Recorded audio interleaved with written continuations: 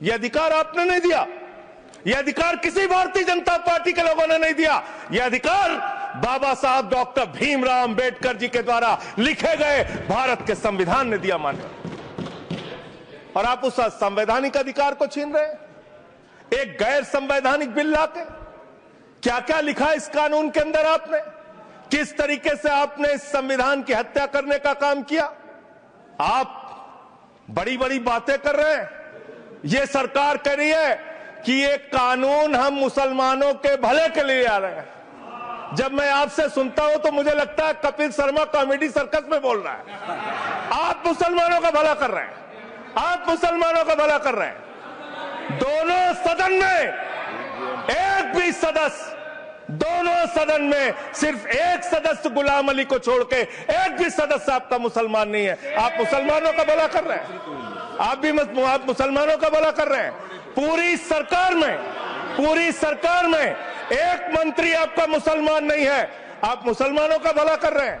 दो नेता अपने घरों में आपने बैठा दिया, मुख्तार अब्बास नकवी, शाहनवाज हुसैन, दोनों की राजनीति आपने खत्म कर दी। आप मुसलमानों का भला कर रहे हैं, आप मुसलमानों का भला कर रहे हैं, आप मुसलमानों का भला कर रहे हैं। अरे सुनना सीखो पहले। मैं जैसे उदय प्रताप जी की चंद पंक्तियों से अपनी बात शुरू करूंगा।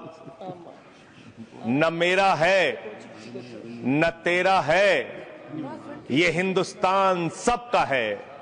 नहीं समझी गई ये बात तो नुकसान सबका है। न तेरा है न मेरा है, ये हिंदुस्तान सबका है। नहीं समझी गई ये बात तो नुकसान सबका है।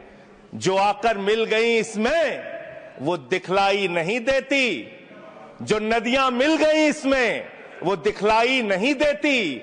महासागर बनाने में मगर एहसान सबका है, महासागर बनाने में मगर एहसान सबका है।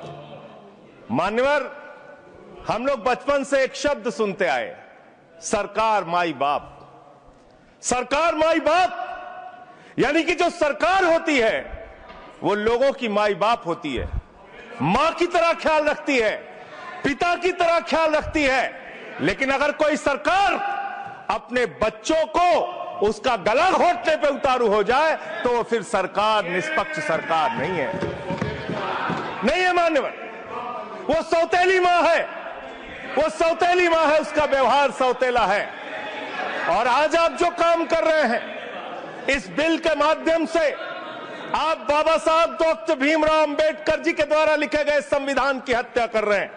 और ये बात मैं इसलिए कह रहा हूं कि बाबा साहब डॉक्टर भीमराव अंबेडकर जी ने संविधान की धारा 26 में लिखा, धार्मिक मामलों के प्रबंधन की स्वतंत्रता, धार्मिक एवं धर्मार्थ उद्देश्यों के लिए संस्थाओं की स्थापना एवं रखरखाव करना, धर्म के मामलों में अपने स्वयं के मामलों का प्रबंधन करना, चल एवं अचल संपत्ति का स्वामित्व एवं अधिग्रहण करना तथा ऐसी संपत्ति का कानून के अनुसार प्रशासन करना।